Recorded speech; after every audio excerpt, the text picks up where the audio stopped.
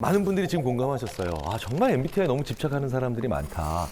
혹시 이 자리에 MBTI 검사를 한 번도 해본 적이 없다.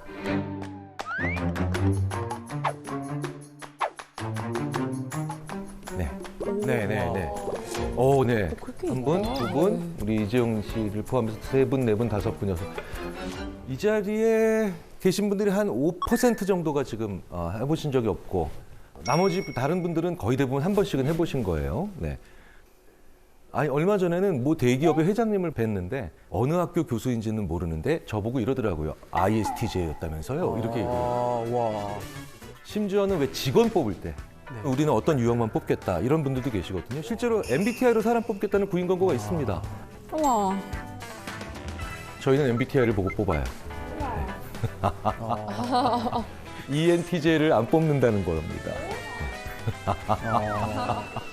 아니 근데 왜 ENTJ가 진짜 되게 성격도 좋고 꼼꼼하고 약간 그런 성향인데 왜 ENTJ를 도대체 안 뽑는다는 거죠? 본인이 혹시 ENTJ이신가요? 네. 저 ENTJ. 네. 일로서 정확한 사람인데. 네. 저는 심지어 일찍 퇴사하거나 공금 횡령할 MBTI는 뭐냐고. 궁금해 생겨. 네, 그런 질문을 받은 적도 있어요. 네, 사석에서. 그렇게 먼 옛날도 아니고요. 네, 불과 한 3, 4년 전에.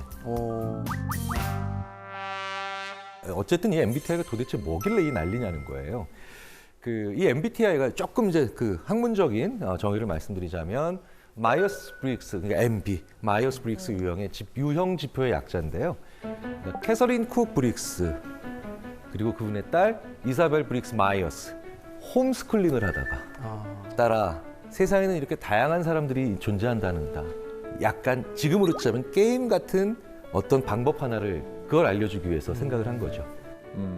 MBTI가 이제 두 개의 태도 지표, 그러니까 외향, 내향, 그렇죠? 그리고 판단 인식, 그리고 두 개의 기능 지표, 감각, 직관, 그리고 사고, 감정 이렇게 이 네 가지 지표에 대한 개인의 선호도에 대한 답을 해서 이걸 다시 2 곱하기 2 곱하기 2 곱하기니까 16개의 문자 패턴으로 유형화해서 알려주는 검사죠.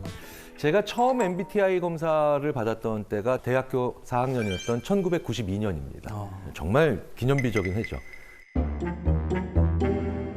서태지 씨가 1집을 발표한 그런 해입니다. 네. 그런데 그때만 해도 MBTI는요. MBTI라는 검사가 있어? 들어봤어? 아니, 나 MMPI는 들어봤는데 MBTI는 뭐야? 이 정도의 반응을 심리학과 전공생들도 했을 정도예요. 그런데 이제 최근 들어서는 이 MBTI가 완전히 큰 유행이 돼버렸죠. 이게 왜 그러냐면요. MBTI가 건강검진 결과와 다르기 때문입니다. 자, 병원에서 건강검진 결과 받아보신 적 있으시죠? 네. 네네. 건강검진표 보면은 거기 어떻게 나옵니까? 이게 다 그래프로 나오죠. 그런 데이터를 우리가 보게 되면 재미가 없어요. 네. 그러니까 봐도 뭔 얘기야. 우리들이 좋아하는 게 바로 뭐냐? 정상, 비정상. 뭐 이런 거, 그렇죠? A등급, B등급, C등급.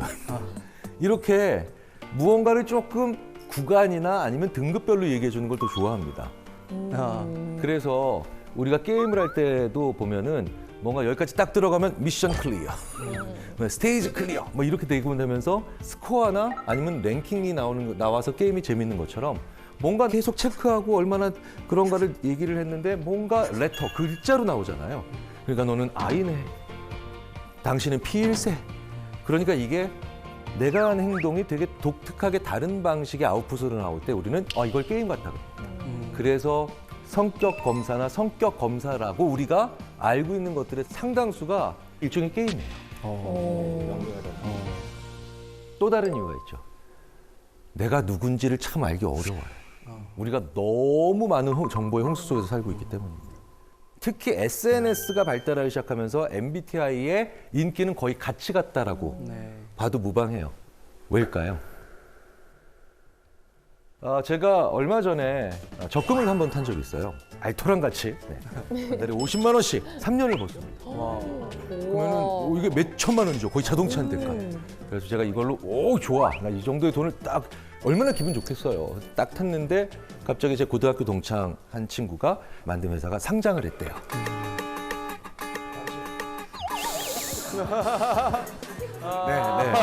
네. 제가 3년 동안 모은 돈이 걔가 어제부로 벌은 돈의 1%가 안 되더라고요. 네. 그러니까 저는 그저께까지는 이 지구상에서 제일 큰 부자인 것처럼 넉넉한 마음을 가지다가 불과 36시간 후인 오늘 아침에 어떤 식의 느낌입니까? 진짜 아무것도 아닌 존재처럼. 이 과거에는 이런 방식의 느낌을 가질 수가 없죠. 그러니까 내가 어떤 사람인가를 알아가고 그다음에 느끼는 게 나의 어떤 자아 정체감이라고 하는데 이게 너무나도 쉽게 바뀌는 거예요. 그래서 안 변하는 내가 무엇인지 궁금한 겁니다. 나의 안 변하는 건 뭘까? 네. 자, 그런데 MBTI라고 하는 것을 우리가 과연 어디까지 믿을 수 있고 그리고 어떠한 상황에서 믿어야 되는지에 대해서는 우리가 좀 생각을 해볼 필요가 있죠. 자, 나 MBTI를 3번 이상 해봤는데 3번 다 완전히 똑같았다. 계세요? 혹시 손 들어보세요. 네. 그러니까 의외로 많지 않다는 거예요. 3번 다 ENTJ. 네, 저는 늘 3번 이상 해봤는데 늘 ENTJ. ENTJ였나요? 네. 오, 독특하시다. 그 재미없는 걸 3번 이상씩 했다고. 참 성격 희한하네. 근데 저는 궁금한 게 사실 저는 처음 MBTI 검사를 했던 게 이제 군대 훈련소 가갖고 했었거든요. 근데 그때는 되게 길었어요. 검사 문항도 굉장히 많고 요즘 그 저희가 이제 어플이나 뭐 이렇게 나오는 검사들은 조금 간략하게 한 10분 안에 끝날 수 있잖아요. 그게 좀 신뢰도가 있는 검사인가요? 지금 굉장히 중요한 말씀을 하셨어요. 그러니까 신뢰도. 이 검사에는요, 신뢰도와 타당도라는 게 있어요. 신뢰도는 뭐냐면 사람이 그대로라면 결과도 그대로여야 되죠. 예를 들자면 이런 겁니다. 저의 머리 둘레 같은 거. 굉장히 신뢰롭죠. 어제 쟤도, 내일 쟤도, 그렇죠? 똑같아. 네, 똑같겠죠. 그냥 똑같아요. 크겠죠. 네, 머리 둘레. 네. 하지만 저의 머리 둘레로 저의 지능을 판단한다. 그랬으면 좋겠어요. 말도 안 되는 거죠. 이게 그러니까 저의 머리 둘레는 신뢰도는 굉장히 높지만 저의 머리 둘레로 지능이 얼마나 높은가를 얘기한다는 건 전혀 타당하지 않죠. 그러니까 신뢰도가 높은 거랑 타당도가 높은 거 양쪽 다 있어야 되거든요. 네.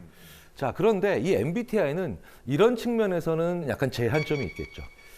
MBTI는 저는 굉장히 많이 변했어요. 1992년에 처음 받았을 때 ISTJ였습니다. ISTJ. 네. 그런데 2010년에 제가 또 한 번 해봤어요. ENTP예요. 네. T만 빼놓고 싹 다 바뀐 거죠. 다 변하셨네요. 네. 최근에 다시 해봤습니다. 도로 ISTJ예요. 와. 성격 검사라고 부르는 데는 그러면 무리가 있다는 거죠. 성격은 그 사람의 고유한 속성이고 그리고 잘 안 변하는 속성이거든요. 잘 생각해 보세요. 고등학교 졸업할 무렵 되게 말 많았던 친구는 지금도 말 많아요. 그리고 그때도 계속 시간 약속 많이 어기던 친구는 지금도 시간 약속 많이 어기고요. 그리고 그때도 굉장히 고독했던 친구는 지금도 고독합니다. 성격은 그 사람의 잘 변하지 않는 고유한 속성에 가까운데 MBTI는 굉장히 많이 바뀌더라고요. 자, 그런데 저 같은 분 많이 계실 거예요. 어떻게 나오나요? ISFJ. ISFJ. 굉장히 내향적이고 현실적이고 공감을 잘하고 계획적인 사람이시겠죠? 대충은 맞는데요. 네. 제가 다시 했을 때는 INFJ로 나온 거예요. 그래서 두 개의 특징을 이렇게 쭉 보다 보면 나는 INFJ 쪽에 더 가깝나 약간 이런 생각이 들거든요. 그거는 MBTI라고 하는 검사가 잘못돼서가 아니라 MBTI가 그 사람의 안 변하는, 거의 잘 변하지 않는 고유한 속성을 보는데 적합한 문항이 아니라는 뜻입니다. 네. 자, 예를 들자면 제가 원래 문항에서 좀 각색을 해서 말씀을 드릴게요. 입사한 지 한 3개월 정도 된 신입사원들한테 MBTI를 보면 굉장히 I가 갑자기 증가해요. 왠지 아세요? 이런 류의 문항에 다 예스를 해야 됩니다. 나는 남의 말을 경청한다. 신입사원이 경청하지 않으면 어떡할 거예요? 그죠? 예, 경청해야지. 그래야지. 예, 그런데 그 회사의 전무님들 정도 되면 자기 사업 분야 하나씩을 다 총괄하는 분들이거든요. 그럼 그분들은 다 해보면 놀래요. 내가 E로 변했어요. 예, 다 외향적으로 변한 것 같아요. 왜? 이런 문항에 또 예스를 해야죠. 이런 류의 문항에 나는 주도적으로 얘기한다. 전무님이 주도적으로 얘기 안 하면 큰일 나죠. 그래서 제가 이렇게 보통 많이 말씀을 드려요. MBTI는 당신께서 지난 3, 4년 동안 어떤 사회적 얼굴로 사셨는지, 당신이 지난 3, 4년 동안 어떤 사회적 카드로 사셨는지를 보여주는 그런 문항들로 구성되어 있습니다. 그래서 저는 1992년에 ISTJ였던 거예요. 왜? 저는 대학교 4학년이었거든요, 그때. 계속해서 공부를 했어요. 계속해서. 집중해야 되고, 그다음에 교수님의 말에도 토시 하나 안 틀리고 제가 귀를 기울여야 되고. 근데 2010년에 갑자기 이로 확 변했네요. 그렇죠? 제가 왜 그런가 봤더니 2010년에 드디어 조교수에서 끝나고 부교수가 됐어요. 이게 신임이었던 조교수 시절에 비해서 부교수가 되면 이게 발언권들이 좀 많이 생깁니다. 그리고 또 얘기를 하라고 시켜요. 대학에서 얘기를 좀 의견을 내보라고. 근데 최근에 받았던 건 ISTJ로 다시 돌아왔죠. 그래서 제가 왜 그런가 봤더니 집에서 하는 거예요. 너무너무 차분히 있고 싶은 집에서 이걸 했더니 이젠 심지어 과거도 아닌 앞으로의 내 소망을 거기다 적어내요. 그러니까 MBTI는 지금까지 나의 사회적 전략이었구나. 나의 사회적 얼굴이었구나. 이런 것으로 생각을 해보면 되고요. 내가 나를 제대로 돌아볼 수 있는 아주 재미있는 마중물은 될 수 있지만 타고난 기질, 본성, 발전 가능성, 뭐 심지어 업무 적합도 이런 걸 판단할 수 있는 도구는 아니라는 거예요. MBTI는 엉망인 검사도 아니고 만병통치인 검사도 아니에요. 다만 오남용되고 있는 검사라는 거예요. 이 다양한 인간을 16가지의 성격 유형에 맞춰서 재단하거나 아니면 그 16종류의 하나라고 판단하는 우를 범하지 말자는 거죠. 자, 그렇다면 모든 심리검사가 다 오남용되고 있는 건 아니죠. 연구자들이 정말 수십 년 동안 계속해서 타당화나 아니면 신뢰도를 확보하는 절차를 거쳐서 성격을 꽤 제대로 알아볼 수 있는 그런 검사들은 분명히 존재합니다. 그래서 오늘은 심리학에서 사용되고 있는 성격 검사 가운데 잘 알려져 있고 또 게다가 우리 한국 사람들, 우리 한국인에게 아주 적합한 성격 특성 모형이라고 알려진 헥사코어 검사를 소개해 드리려고 합니다. MBTI보다 덜 흥미롭습니다. 하지만 더 정확하죠. 네네. 원래 심리학에서는 5개의 성격 요인이 있다라고 보통 얘기를 합니다. 그게 바로 뭐냐면 개방성, 성실성, 원만성, 외향성, 정서성이에요. 자, 그런데 이 5개는 대부분의 문화권에서 5요인, 5개의 요인이라고 해서 많이 연구했는데 최근에 이 6번째인 정직 겸손성. 네. 이게 또 굉장히 또 중요한 하나의 요인이다라고 이야기를 하는 그런 중요도를 제기하는 그런 연구진들이 나왔고요. 그 중에 한 분이 캐나다 캘거리 대학에 있는 이기범 교수님이라고 하는 분입니다. 웨스턴 온타리오 대학에서 박사과정을 밟고 있을 때 자기 동료 마이클 애시턴이라고 하는 이 두 대학원생이 이상하게 5개로 안 묶이고 6개로 묶이더래요. 요인 분석을 해봤더니. 그런데 연구가 참 재밌는 게 첫 번째, 두 번째 연구자들이 이걸 버리면 나머지 연구자들도 별 생각 없이 6번째를 버려요. 그냥 이게 요인이 아닐 거라고 생각해서. 그런데 이 두 분은 이거 묶일 수 있을 것 같은데? 라고 하면서 기존의 5개의 요인이라고 보고를 했던 연구자들에게 다 이메일 보내고 전화하고 그다음에 편지 보내서 혹시 6개 요인으로 묶이는 것 같지 않우? 라고 물어보기 시작한 겁니다. 그랬더니 그러게 이 6번째 뭐지? 그래서 이 6가지 요인에 이름을 붙여보자. 그게 정직 겸손성이라는 거죠. 그래서 정말 오랜 시간의 노력 끝에 만들어진 검사고 현재 굉장히 많이 심리학자들이 사용하고 있는 그런 연구죠. 어떤 항목으로 이렇게 구성이 되어 있느냐면요. 자, 미술관에 가는 것을 지루하게 느낀다. 자, 다른 사람들이 내 방이나 책상이 지저분하다고 가끔씩 놀린다. 싫어하는 사람에게 얻고 싶은 것이 있다면 그 사람에게 친한 척 할 것이다. 되게 민망한 문항이죠. 근데 한 번쯤 이거 사실 우리가 제일 고민되는 문항이죠. 네. 사실은 이런 문항이 우리에게 있어서 한국 사람들한테는 되게 중요한 문항입니다. 이런 식으로 문항이 100개, 질문이 100개 정도 이어지는 거예요. 네, 시간이 좀 걸리죠. 자, 여기 계신 분들과 이거 100개를 다 하면 오늘 시간 다 지나니까 다 해볼 수는 없어서 미리 옆에 계신 네 분의 패널께 저희가 부탁을 드렸어요. 미리 검사를 진행했다는 거죠. 네. 결과를 보실까요? 네.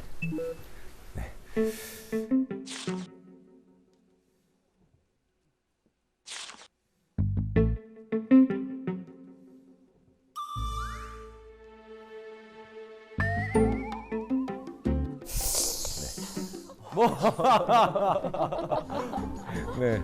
어쩌다 어른이 아니고 어쩌라고. 네, 지금 어쩌라고. 네, 뭐 어쨌든 네 분이 많이 다르죠. 달라요. 이 각자 네 분이 도드라지는 항목들이 있어요. 그렇죠? 도드라지는 항목들이 있습니다. 이제 이 네 분은 각자 좋은 게 내 쪽으로 내가 뾰족한데 내가 좋은 게 와 있어야 될 텐데라고 생각하실 텐데요. 되게 떨리는데요. 그게 어떤 항목인지 한번 보도록 하겠습니다. 네.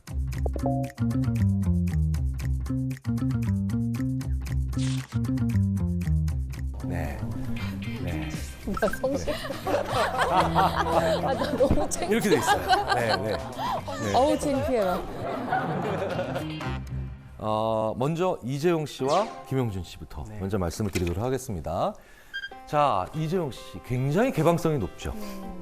자, 여기서 이 개방적이다라고 하는 건 내가 틀렸다라는 걸 알려주는 사람을 거부하지 않는 거예요. 그리고 내가 몰랐던 사실을 내가 알게 되는 걸 두려워하지 않는 겁니다. 그거 네. 진짜 많아. 그래서 소위 말해서 미국 같은 경우에는 청년들의 스타트업이 많은 주일수록 그 주의 개방성이 높아요. 그러니까 다른 사람들과 잘 친화적으로 잘 지내려고 하는 욕구가 우호성이나 원만성이라고 하면 개방성이라고 하는 건 그들과 잘 못 지내도 심지어는 기존 멤버들과 어느 정도 마찰이 있다선 치더라도 새로운 변화를 추구하는 걸 두려워하지 않는 거. 네, 이런 거예요. 이런 겁니다. 자, 그런데 김용준 님은요. 또 다른 패턴이에요. 이 약간 동글동글하는데 성실성 쪽이랑 그다음에 외향성 쪽이 높죠. 사실은 여기서 가장 외향적인 분이 김용준 씨예요. 예, 외향적. 자, 근데 이 외향적이다라고 하는 걸요. 막 사람들 앞에서 막 나서는 거 좋아하고 그다음에 사람들과 계속해서 또 신나게 막 활기차게 지내는 거 이렇게만 생각을 보통 하시거든요. 이것도 상당히 중요한 오해입니다. 그렇게 치자면 제가 이제 이후에 말씀드릴 한승현 님은 지금 이런 위치에 있다는 게 말이 안 되는 분이에요. 말이 안 되는 분이죠. 더 쉽게 말씀드리자면 외향적이다라는 건 사람을 상대할 수 있는 나의 소위 말하는 그날의 연료량이에요. 연료량이에요. 네. 제가 좀 폭력적인 언어라서 잘 안 쓰려고 하지만 실탄이 충분하다는 거죠. 네. 실탄이 일찍 바닥나는 분이 내향적인 분. 그다음에 실탄이 좀 충분한 분이 좀 외향적인 분으로 볼 수 있는데 그래서 김용준 님은 전형적인 특징이 안 지쳐요. 네, 안 지쳐요. 네, 네. 그런가요? 진짜 그래요? 그렇다면 이제 정말 재미있는 두 분. 네. 신하영님과 네, 네. 일단 모양 자체가 확연히 다르죠. 네, 네, 네. 신하영님은 지금 많은 분들이 지금 성실성을 보고 계실 거예요. 성실성. 네. 그런데 성실성이 높다라는 것과 낮다라는 게 반드시 게으르다의 반대말로 이해하시는 건 되게 큰 오해입니다. 왜냐하면 창조적인 사람들이 성실성 낮은 경우가 되게 많아요. 네, 그렇기 때문에 기본적으로 자유롭고 개방적인 사람들이 성실성이 떨어지는 패턴으로 나오는 거는 오히려 더 보편적입니다. 신하영 씨 같은 분들이 그래서 과감해요. 실패하는 걸 두려워하지 않아요. 일단 부딪혀보자. 네, 실패하는 거 좋아해요. 네. 그리고 배우고. 네, 그 경험이 너무 좋아요. 이런 분이 사회에 있어야 사회가 더 도전하고 새로운 데 시각을 뜨는 네, 그런 일들이 생깁니다. 멋있다. 아메리카에서 공부하고 오더니 다르네. 한승현님, 네. 자유로운 영혼, 네, 그 다음에 소녀가장. 심지어는 그런데 저는 농담으로 이 얘기를 했는데 정말 별명이셨다면서요? 네. 아예 뭐 어쩌다 보니까. 네. 성실하고요. 근데 이 성실함 안에는 이런 일만큼은 일어나면 안 된다라고 하는 강한 책임감이 있고요. 그리고 무엇이 올바른 방향으로 가는 것인가에 대한 철학도 굉장히 뚜렷합니다. 조직을 위해서 정말 끌고 나가는 사람이다. 당찬 사람이다. 개인적으로 이런 경우는 저보다 나이가 어린데도 마치 연장자를 보는 것 같은 그런 느낌이 들 때가 있죠. 존경심이 있고. 근데 하나 걱정되는 건 이런 분들은 자기 인생에서 행복이 무엇일지 한번 고민을 해보셔야 돼요. 내 인생에서 행복. 네. 행복 심리학자들이 또 그렇게 얘기합니다. 행복은 목표가 아니라 도구입니다. 네. 무슨 얘기냐? 왜 사세요? 행복하려고요? 그것보다는 살려면 우리가 행복해야 된다는 거죠. 자주자주 조금씩 늘 행복해야 되는데 이 책임감 강한 분들, 윤리의식 강한 분들, 성실함까지 같이 가지고 있으면서도 늘 도전하는 분들이 쭉 나중에 보고 보면 이분이 근데 행복할 데가 없어요. 성취가 그렇게 많은데도. 그래서 조언을 하나 드리자면 여기서 조금 더 즐거운 삶도 집어넣으시면 어떨까라는 생각이 들어서 말씀을 드렸고요. 이 헥사코 검사도 나중에 한번 받아보시면요. 아주 재미있는, 더 중요한 건 사람을 유형화하지 않는 데 가장 중점을 둔 검사 결과라는 걸 말씀을 드리고 싶습니다. 자, 키가 큰 사람이 돈을 더 잘 번다.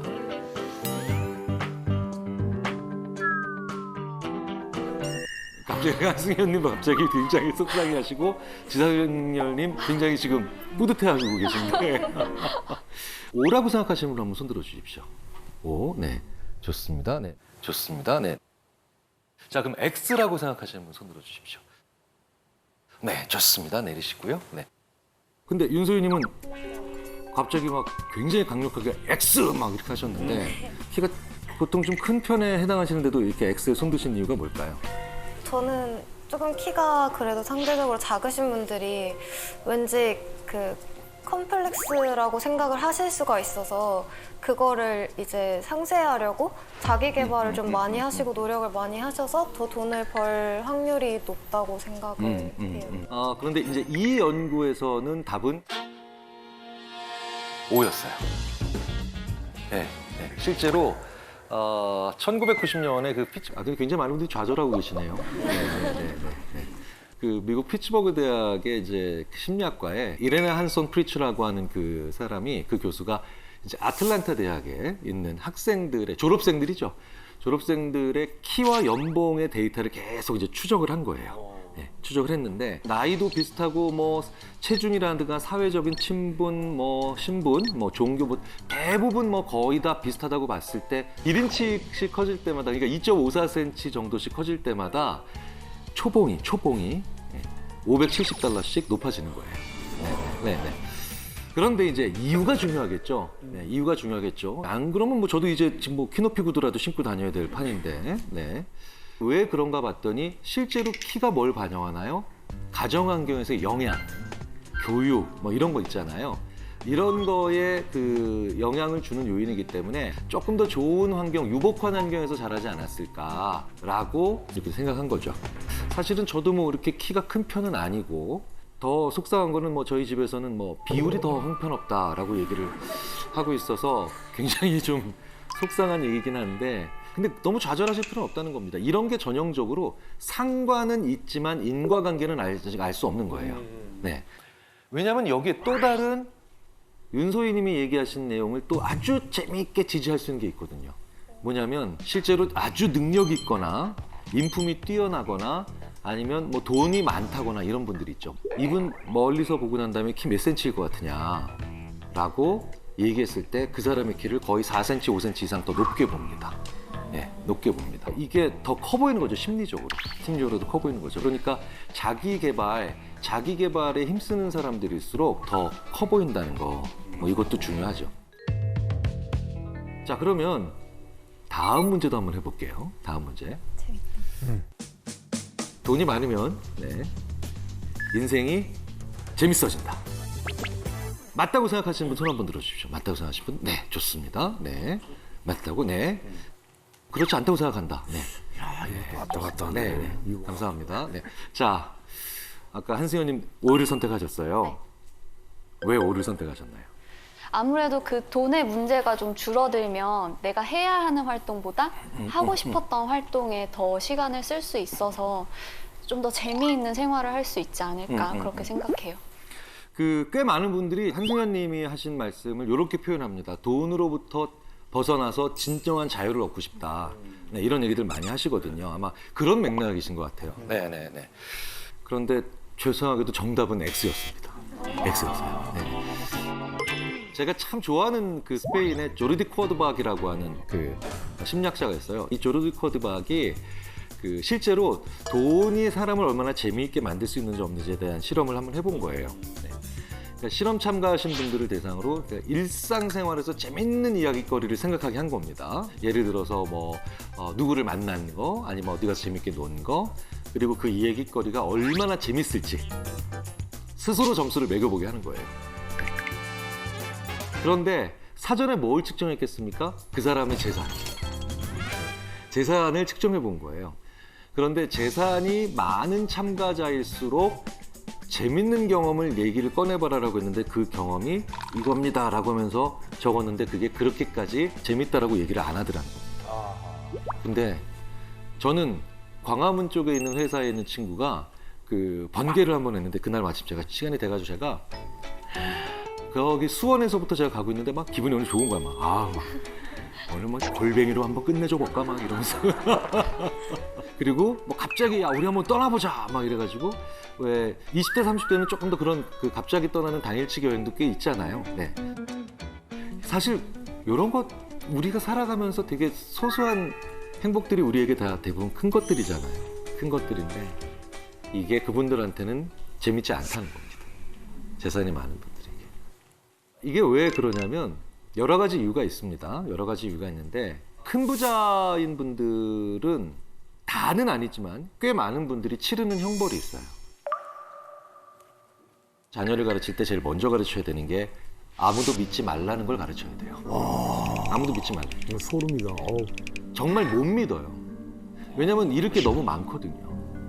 그래서 어떤 친구가 저한테 야 경일아 오늘 야 막창 2인분에 소주 한 병씩 할까? 딱 이러면 그래! 라고 가죠. 근데 그 돈 많은 분들은 얘가 날 왜 불렀지를 생각을 하셔야 되고 그렇죠? 얘가 나한테 오늘 무슨 청탁을 해야 될까를 고민하셔야 되니까 그게 즐겁지 않은 거예요. 게다가 큰 돈을 가지고 있으니까 내가 왜 굳이 이런 작은 거로부터 행복을 느껴야 되냐라고 하는 평가절하가 일어난 거죠. 네. 그러니까 돈이요 꼭 좋은 건 아니에요. 게다가 실험적으로요 평범한 우리들조차도 돈을 보면 옆에 돈을 놓는 것만으로도 지금 보고 있는 것에 대한 흥미가 반감돼요. 이 조르디 코르도박 교수가 컬럼비아 대학교 방문 교수를 할 때 이제 재학생들을 대상으로 초콜릿을 먹게 해요. 초콜릿. 네. 초콜릿. 그런데 초콜릿을 먹는데 옆에 1유로 사진이 인쇄되어 있는 거예요. 1유로 돈. 네. 그러니까 어떤 학생들은 그렇게 해놓고 보는 겁니다. 그리고 어떤 학생들은 그냥 그런 1유로 사진 없이 그냥 초콜릿을 먹는 거예요. 그러면서 이렇게 관찰을 한 거예요, 연구진이. 어떻게 맛있게 먹나.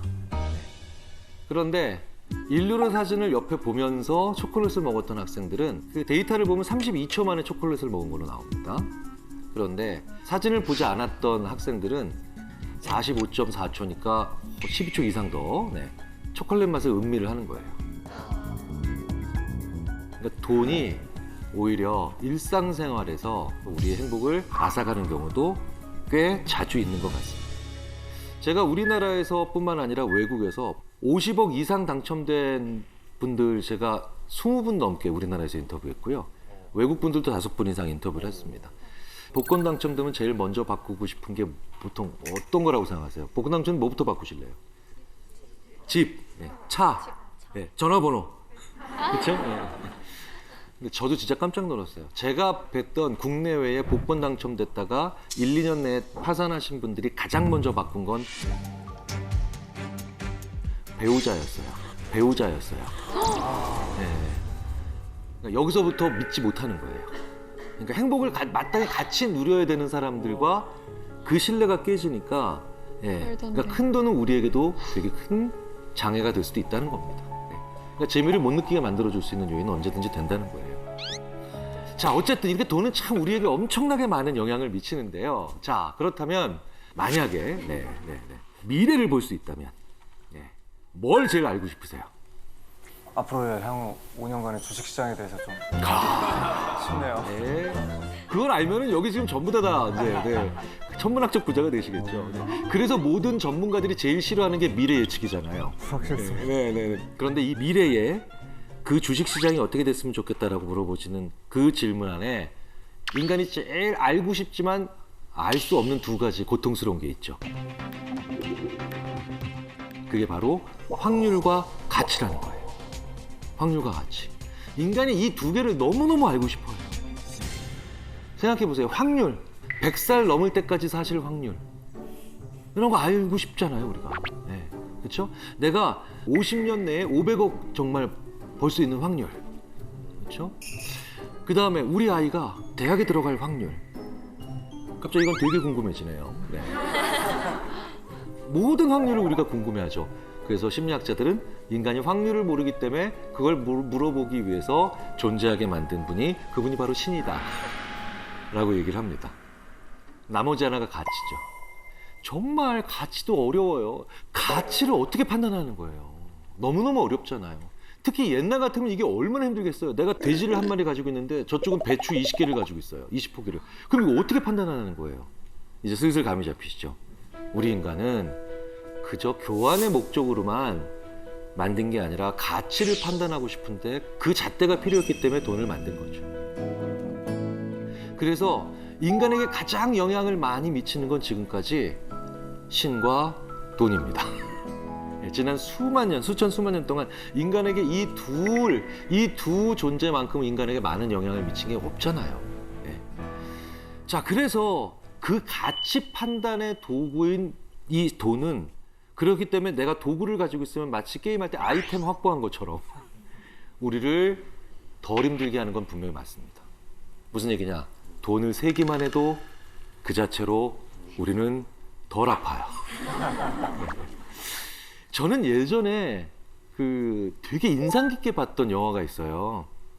그 간첩이라는 영화에 보면 영화 초반부에 그 김명민 님께서 이제 돈을 딱 맞는데 하면서 스멜 뭐 이런 장면이 있어요. 돈이 정말 위안이 되는 그런 장면. 실제로 중국 절강대학교에 저우신위의 교수라고 하는 분이 진짜 재밌는 실험을 또 합니다. 실험 참가한 분을 이렇게 두 그룹을 나눴어요. 한쪽에 있는 분들은 그냥 종이 모양의 지폐를 세는 거예요. 그런데 이쪽에 있는 분들은 어떻게 합니까? 진짜로 80장의 실제 지폐를 그냥 세는 거야. 네. 자, 그러고 난 다음에 뭘 하느냐? 50도짜리 물에 손을 넣는 겁니다.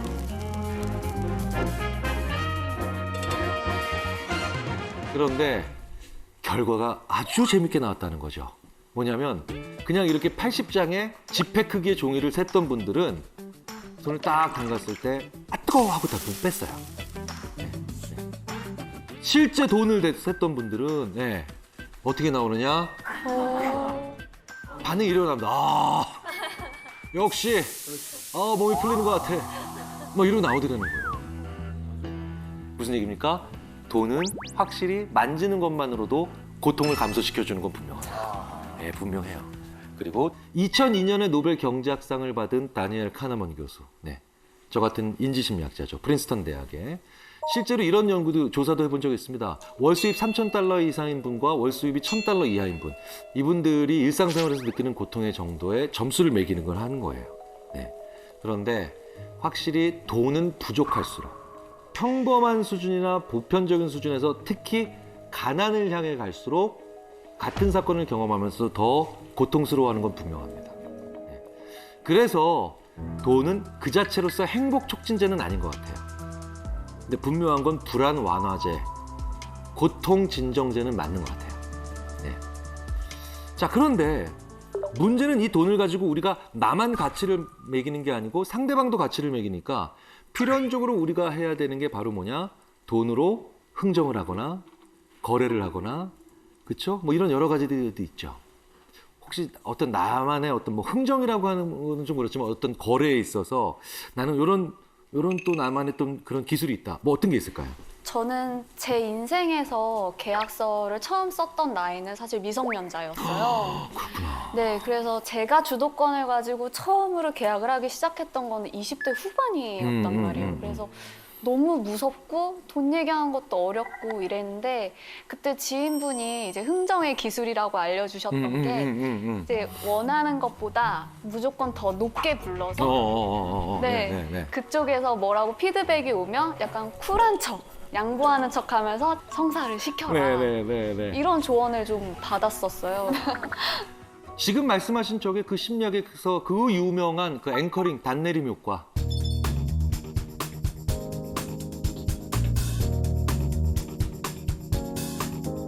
임의의 숫자라도 사람들이 잘 못 도망간다는 거예요.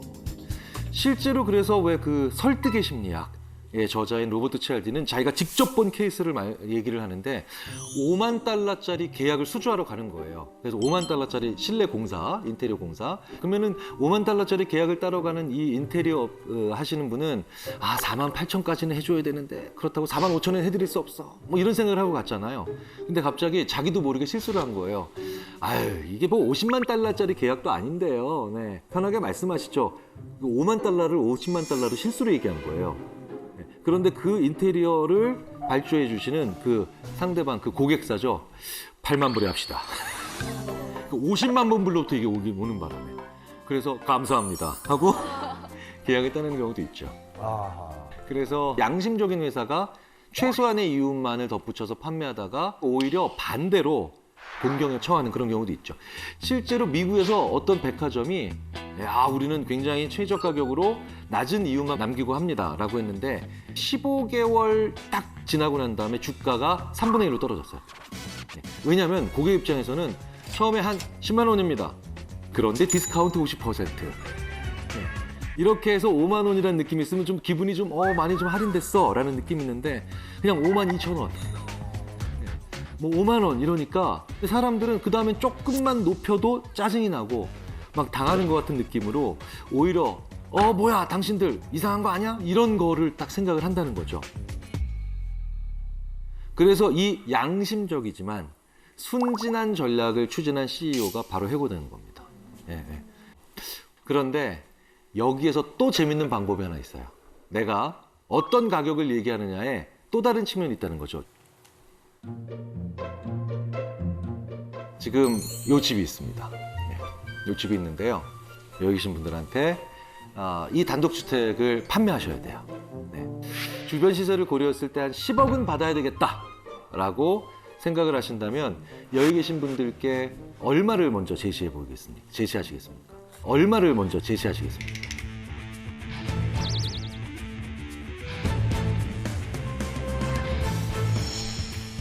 아무래도 앵커링 효과를 좀 봐야 되니까 10억이라고 볼 수는 없고 한 10억 한 3천? 10억 3천? 네. 그렇죠. 10억 3천. 네. 교육이 이래서 중요한 겁니다. 네.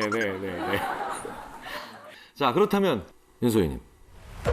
만약에 고객 입장이시라면 이 10억 3천을 말씀하셨는데 바로 거기 사시겠습니까? 10억 한 3천?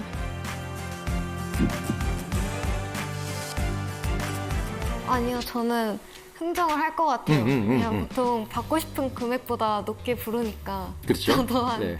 9억 뭐 8천? 8천, 뭐 7천, 8천, 9천 이렇게 말씀하시겠죠. 자, 그런데요. 여기서 또 재밌는 게 있는데 김상중님께서 말씀하신 가격에 그래요? 그럼 그렇게 합시다. 이렇게 바로 대부분의 분들이 얘기하시는 경우가 있더라는 거예요. 네, 그게 바로 뭐냐? 네, 이 가격은 10억 2,730만 원입니다. 네, 10억 2,730만 원이니까 뭔가 좀 의미가 있는 것 같아요. 그죠? 특히나 이런 김상중님 같은 그런 목소리로 10억, 한번 해주세요. 10억 2,730만 원이라고. 10억 3,250만 원 받아야 될 것 같습니다. 네, 이렇게 얘기하면, 네. 설득력 있어. 그래서 제가 항상 학생들한테 발표할 때 소수점 절대로 까먹지 말고 붙이라 그러거든요. 네. 그러니까 이 효과는 74%가 향상됐습니다. 이러지 말고 74.67% 향상됐다고. 네. 이제 이런 것도 바로 뭐냐? 사람들은 구체적인 숫자가 나올수록 무언가 거기가 의미가 있겠다는 거죠. 손질 비용, 관리 비용 이런 거. 네. 그럼 이제 뭡니까? 앵커링의 이제 구체적 숫자죠. 하나, 여기까지 들어가면 굉장히 유리해지죠. 세 번째, 왜냐하면 말이죠. 그러니까 이 10억 3,730만 원에 그게 왜냐하면 말이죠. 여기까지 붙으면 이제 상대방이 내 얘기를 하기 되게 어려워진다는 거예요. 그 하버드 대학의 심리학과 교수 중에 정말 전설적인 분이 한 분 계시죠. 시간 거꾸로 되돌리기 연구에 최근에 나왔던 늙는다는 착각의 저자 앨런 랭어 교수. 이 앨런 랭어 교수가 정말 재밌는 실험을 또 하나 한 적이 있는데 도서관에서 복사를 이제 하려고 기다립니다. 이제 뭐 줄 서서 기다려야 될 때가 있잖아요. 기다리는데 누군가가 먼저 가서 자기가 먼저 좀 복사를 해야 되겠다고 얘기를 하게 만드는 거예요. 그래서 암소리 해놓고 실례합니다 해놓고 제가 5장만 복사하려고 하는데 먼저 복사해도 될까요? 이렇게 하면 줄 서서 기다리고 있는 사람들이 당신 먼저 하세요. 이게 얼마나 양보를 하냐는 거죠. 이게 바로 뭐냐, 이제 평균적으로 얼마나 해주는가를 보려고 하는 거죠. 60%의 정도 사람들이 허락을 합니다. 그런데요, 이렇게 하면 94%까지 올라가요. 제가 복사기를 먼저 써도 될까요? 여기까지는 똑같죠? 왜냐하면 급한 일이 생겨서요. 네. 그러면 94%가 오케이를 하더라는 거예요. 그러니까 이게 그다지 뭐 대단한 이유가 아니더라 하더라도 because 왜냐하면이 붙으면 된다는 거예요. 그럼 사람들이 뭡니까? 이유가 있겠지. 그런데 진짜 웃긴 건 제가 복사기를 먼저 써도 될까요? 왜냐하면 제가 복사기를 지금 해야 되니까 써야 되니까요. 똑같은 얘기를 반복한 거죠. 93% 같다는 거예요. 왜냐하면 실제로 사람들은 그러니까 왜냐하면만 들었어. 그래서 실제로 안구 운동 추적 장치로 실제로 사람들이 문장을 읽을 때 뭘 주로 보느냐 봤더니 실제로 영어에서는 because가 있는지 없는지를 자꾸 확인한다는 거예요. 네. 그래서 왜냐하면은 꼭 붙여야 돼요. 자, 그러면 이제 내가 10억을 받고 싶다면 10억 2천을 부르는 건 앵커링, 10억 2,730만 원 이러면은 더 구체적인 숫자 왜냐하면까지 붙으면 이제 대부분 상대방으로 하여금 내 말을 더 금전적 거래에 있을 때 더 잘 따라오게 만들 수 있는 그런 프레임을 짤 수 있다는 겁니다. 네. 사이코패스는 내가 나쁜 짓을 해도 어떤 처벌을 받는가에 대한 개념 자체가 없어요. 그래서 계속해서 나쁜 짓을 쉽게 하는 겁니다. 반사회적 인격장애를 가진 선천적인 악인입니다. 사회적 규범, 그다음에 뭐 공정함, 뭐 책임감 이런 거 다 없고 양심도 없는 그런 사람들이죠. 연민도 없고요, 애착도 없고. 그걸 보여주는 잃어버린 지갑 실험이라고 아주 유명한 실험이 있어요. 이제 길바닥에 누군가의 지갑이 있습니다. 누군가의 지갑이 있는데 그 지갑 안에 어떤 물건이 들어가 있어요. 근데 그 물건이 어떤 것이냐에 따라서 돌려줘야 되겠다라고 하는 감정이 강하게 들 수도 있고 안 들 수도 있어요. 지갑에 어떤 게 들어있을 때 가장 돌려주고 싶다는 생각이 강하게 들까요? 저는 3번 아이의 사진이에요. 왜냐면 저게 저 사람한테는 지갑에 넣고 다닐 정도로 소중한 사진이니까. 다른 분들도 대부분 동의하시지 않나요? 자, 지갑의 회수율 실제로 어떻게 나오는지 한번 볼까요? 네. 자, 압도적 차이죠? 15, 20, 88. 네. 뭐 이런 결과가 나오는 게 크게 이상하지 않으시죠? 그렇죠? 그렇다면 타고난 사이코패스나 소시오패스들이 이 세 종류의 지갑을 어떻게 대하는지 대충 이제 짐작이 가실 겁니다. 전혀 차이가 없죠. 연민이 없기 때문입니다. 그들은 오로지 어떤 지갑이든 돈이 얼마나 들었는가에만 관심이 있습니다. 그래서 이 사람들은 딜레마에 빠지지 않아요. 딜레마는 야, 이렇게 하자니 얘가 힘들고 이렇게 하자니 이쪽이 피해를 봐. 이런 걸 다 딜레마라고 하죠. 자, 예를 들어서 이런 겁니다. 어떤 마을에 살인마가 나타났어요. 그런데 마을 사람들이 이렇게 이제 곳간 같은 데서 이렇게 숨어 있는데 갑자기 어린아이가 갓난아기죠. 갓난아기가 막 울음을 터뜨리려고 해요. 이제 발각되면 우린 다 죽는데요. 다 죽는 겁니다.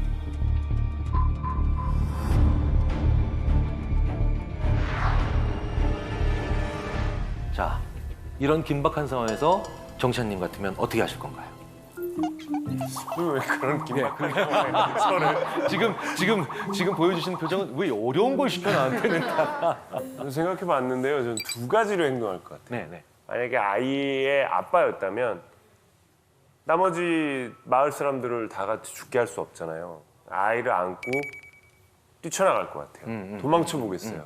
그리고 두 번째는 어차피 죽을 거 싸우다 죽어보겠어요. 차라리. 애기가 우는 걸 어떻게 뭐 할 수가 없잖아요. 그렇죠. 네. 그 두 가지 방법 외에는 떠오르지 않네요. 어떤 분들은 또 이렇게 얘기하세요. 어떻게든 소리가 안 나가게 막아보겠습니다. 그래서 제가 그런 생각 또 어떻게 하셨나 했더니 음향공학과 전공입니다. 그럴 수도 있겠구나. 네, 네, 네. 심지어 또 어떤 분들은 이러세요. 아이에게 최면을 걸어보면 안 될까요? 부터 시작하고, 네. 어떻게든 아이를 죽인다로 가지 않아요. 네. 아기를 즉각적으로 죽인다라는 대답을 안 하시는 분들이 정상인 거죠. 그렇죠. 하지만 사이코패스들은 애 죽여. 한 방에 나오는 거예요. 이게 합리적이다라는 것이 그래서 무서운 거예요. 대를 위해서 소를 희생시킨다? 합리적일 수 있죠. 실용적인 걸 위해서 가치를 희생시킨다? 합리적일 수도 있죠. 그런데 이들은 이렇게 약한 자나 아니면 소수를 대를 위해서 아니면 이익을 위해서 희생시키는데 제일 중요하죠. 망설임이 없다. 예.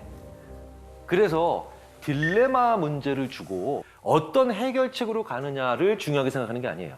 그보다 더 중요한 건 얼마나 망설이고 주저하고 그리고 힘들어하는가. 예, 이런 게 중요한 겁니다, 사실은. 자, 그런데 이 와중에 또 특이한 연구하는 분들이 많아요. 혹시 사이코패스를 겉모습으로 구별할 수 있을까요?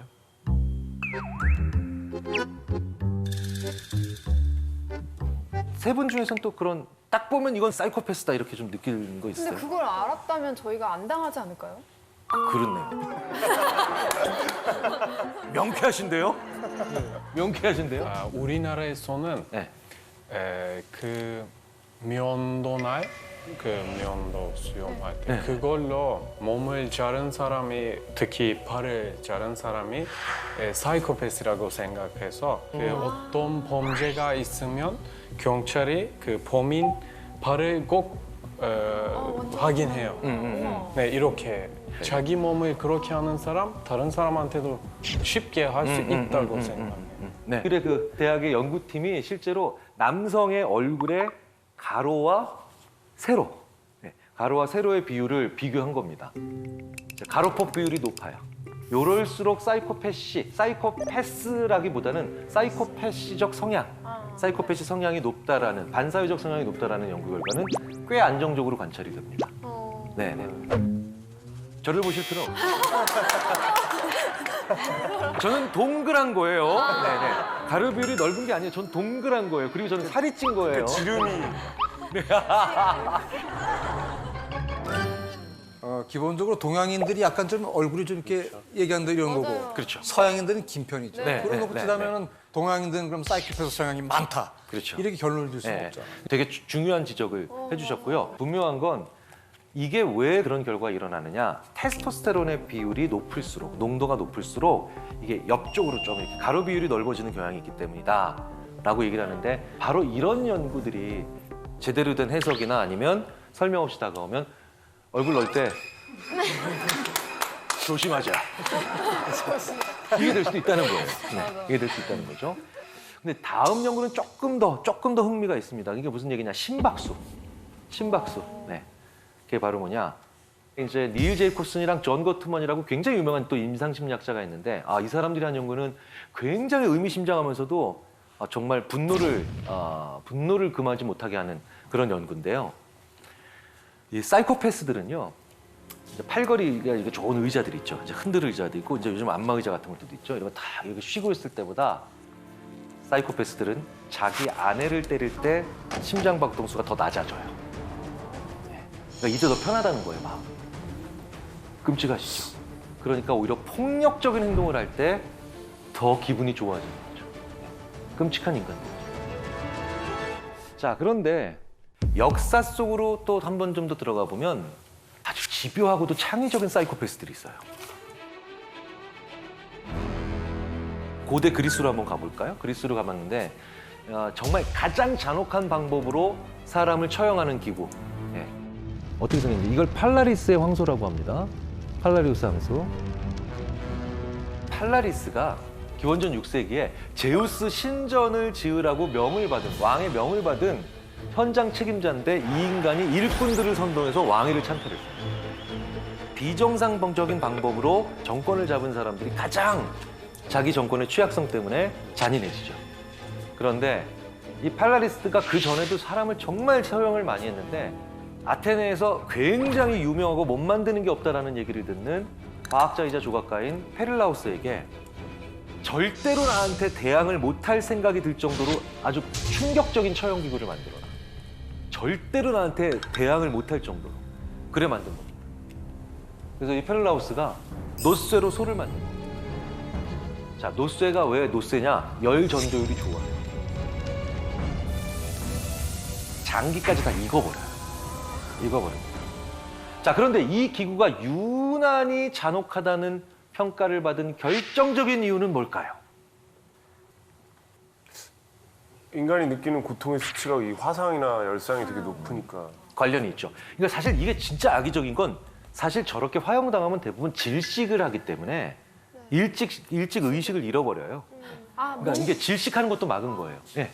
몸이 그러니까 화형이나 이런 거 시킬 때는 사실 묶여 있거나 이러잖아요. 근데 저 안에서는 사실은 풀려 있는 상태에서 막 더 몸부림치고 이래서 더 잔인해서 그런가? 더 몸부림치고. 네. 그럴 수 있죠. 그럴 수 있죠. 처형자의 비명이 계속 죽을 때까지 소 입을 통해서 나오나요? 아, 정답. 정답. 네. 이 입에 아, 뚫려 있는 거. 여기에 낙팔이 들어가요. 진짜 최악. 낙팔이 들어가서 저 사람이 지르는 소리가 저 황소의 입으로 모든 그 사형장에 있는 사람들에게 훨씬 더 크게 증폭이 됩니다. 그러니까 이 비명이 마치 소의 울음소리, 아주 절규하는 울음소리처럼 된 거죠. 이걸 보고 있는 사람들의 공포감을 극대화시키기 위해서 이렇게 만든 거예요. 인간이 같은 장면을 시청각으로 볼 때보다 청각으로 볼 때 더 정서적으로 반응합니다. 정말 끔찍한 방법이죠. 아, 진짜 아이러니한 건 그런데 팔라리스가 이제 이걸 딱 받아들고 야, 흡족해 합니다. 그러면서 테스트를 하죠. 첫 번째 희생자, 바로 제작자 페릴라우스. 네. 페릴라우스를 여기다 넣고 페릴라우스가 죽기 직전에 꺼내서 돌산에 방치해버려요. 와. 인과응보. 팔라우스도 10년이 채 지나지 않아서 실각하죠. 정권을 뺏기죠. 이렇게 나쁜 짓을 많이 했어요. 그리고 바로 저 노스 안에서 황소 안에서 처형당합니다. 네, 인과응보죠. 인과응보. 자, 그렇다면 대표적인 사이코패스부터 먼저 한국의 사이코패스 알아볼까요? 어민수. 자, 그렇다면 대표적인 사이코패스부터 먼저 한국의 사이코패스 알아볼까요? 어민수.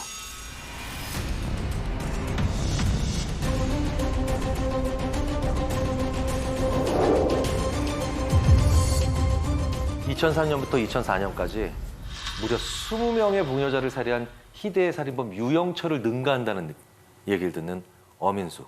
유영철은 그 반사회성 성격장애 테스트에서 40점 만점에 28점을 받았습니다. 이 사람이 얼마나 다양한 범죄를 저지르냐, 얼마나 그리고 악의적이냐, 뭐 이렇게 해서 한 20개 정도의 체크리스트가 있고 여기에서 40점 만점을 놓고 이제 25점 넘어가면 사이코패스.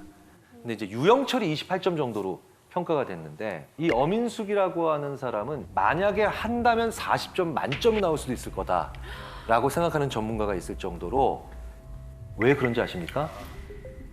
자기 가족, 자기 부모 다 죽일 수 있는 사람이기 때문에. 이 사람은 보험 설계사를 했기 때문에 보험금이 어떤 식으로 지급이 되면 어떤 장애에 주로 지급이 많이 되는지 알고 있죠. 그래서 이 어민숙은 눈을 노립니다.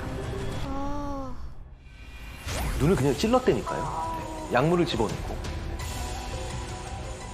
첫 번째 남편을 사망하게 하죠. 오빠도 그리고 어머니도 실명시켜요.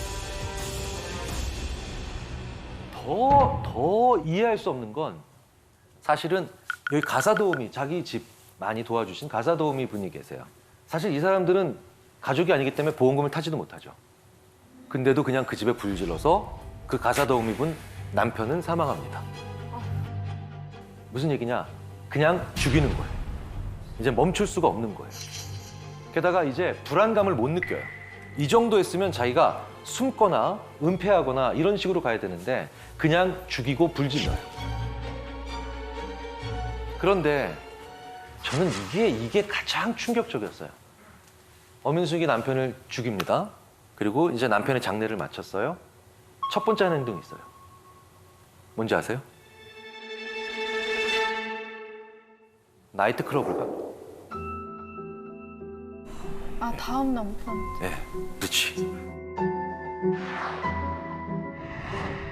자, 이런 사람들이 사이코패스입니다.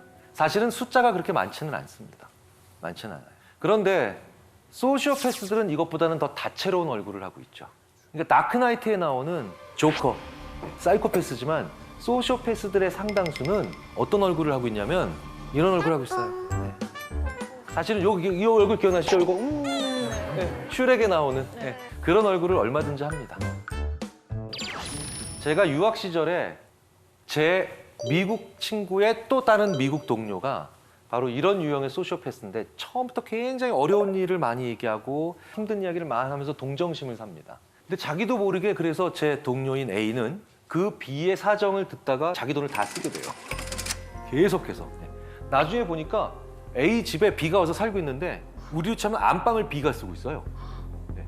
컴퓨터도 B가 쓰고 있고 심지어는 A가 그래서 오히려 사정사정합니다. 집은 제발 나한테 그만 오라고. 그런데 그럴 때마다 이 B가 진짜 잘 보이는 표정이 있어요.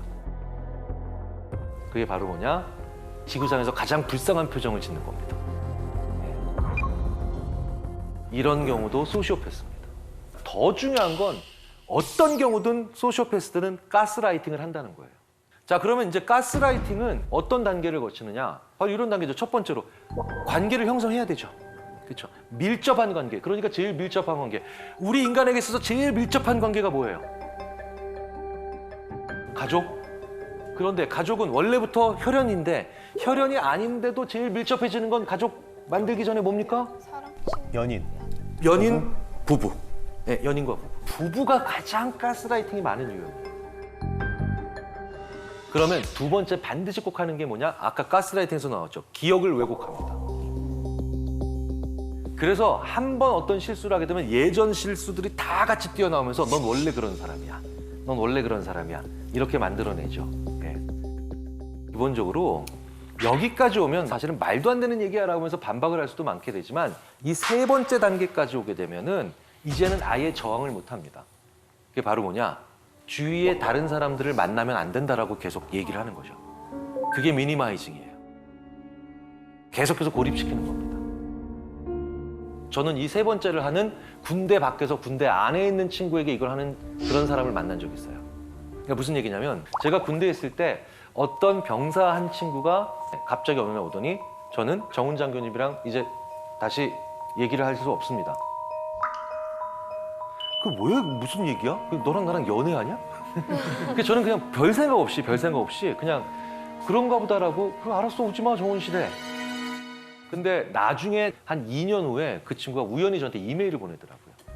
그때 정훈 장교님과 만나지 말라고 제 친구가 얘기했기 때문에 안 간 거기 때문에 죄송하게 생각한다고. 근데 그 정훈 장교님 만나지 말라고 얘기한 애가 그럼 같은 부대에 있었느냐? 아니래요. 자기 과 친구래요. 네. 그러니까 걔는 군대를 갔고 그 과 친구가 계속해서 걔네 집에 살고 있는 거예요. 걔는 군대를 갔고 그 가스라이팅을 하는 친구는 그 친구를 이용하면서 계속 그 집에 살고 있었던 겁니다.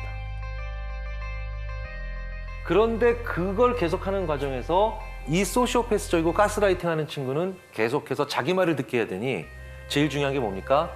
주위에 다른 사람들을 만나면 안 된다라고 계속 얘기를 하는 거죠. 그게 미니마이징이에요. 어떤 식으로 됐냐면 이렇게 얘기하는 겁니다. 입영 전날에 이렇게 얘기했대요. 너 군대 가면 맞아 죽을 수 있어. 최대한 사람들에게 마음을 열지 말라고. 계속해서 고립시키는 겁니다. 마지막 단계가 있습니다. 이제 본격적으로 뭐가 시작되느냐? 무시가 들어갑니다. 근데 무시를 세게 하는 걸 우리가 보통 개무시라고 하죠. 네. 근데 정말 그런 식으로 무시합니다. 옆에 그냥 물건 있는 것처럼 무시할 때도 있고요. 근데 왜 그런지 아세요? 자, 보세요. 관계를 밀접하게 맺었죠? 기억을 왜곡시켰죠? 미니마이징 시켰으니 이제 이 사람밖에 없죠? 근데 이 사람이 무시하고 나를 사람 취급 안 하는데 어느 날 갑자기 이러다가 일로 와. 이러면 진짜로 주인 앞에 꼬리치는 강아지처럼 갈 수밖에 없는 거예요. 그렇게 만들면서 계속해서 자기의 종을 만들고 자기에게 복종시키는 거죠. 그런데 이런 사람들은 자기들이 그렇게 행동하고 있다는 거 알까요? 알까요? 관심 없어요. 그 사람이 아느냐 모르느냐에 관심 가지지 마세요. 그 사람들은 그걸 아느냐 모르느냐 본인이 인식하는 거에 관심이 없다는 겁니다. 네. 그게 가장 무서운 점이에요. 세상에 제일 무서운 인간들이 지가 무슨 잘못을 하고 있는지에 관심이 없는 인간들이에요.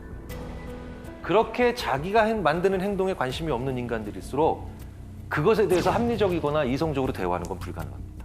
네. 그럼에도 불구하고 가장 중요한 건 그 세 번째 단계, 두 번째 단계까지 나도 모르게 갈 수 있어요. 그런데 세 번째 단계, 미니마이징이 시작되면 어떻게 해서든지 다른 사람들을 만나서 이 이야기를 해봐야 됩니다. 나에게 이런 친구가 있는데, 나에게 이런 사람이 있는데.